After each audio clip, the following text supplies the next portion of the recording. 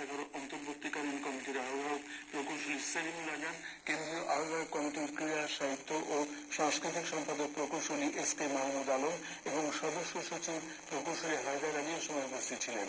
র্যালিটি শিববাড়ি চত্বর থেকে শুরু হয়ে গুরুত্বপূর্ণ সড়ক প্রদক্ষিণ করে শহীদ হাদিস পার্কে সংক্ষিপ্ত আলোচনার মাধ্যমে শেষ হয়।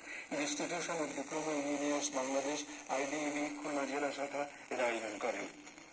সাতক্ষীরা সীমান্ত পথে পার্শ্ববর্তী দেশ থেকে জাল টাকা প্রবেশ ঠেকাতে ভান্ডার ইমিগ্রেশন চেকপোস্ট, সদর ও কলারোয়া উপজেলার বিভিন্ন সীমান্ত পয়েন্টে বাড়তি সতর্কতামূলক কার্যক্রম গ্রহণ করেছে বিজিবি সদস্যরা।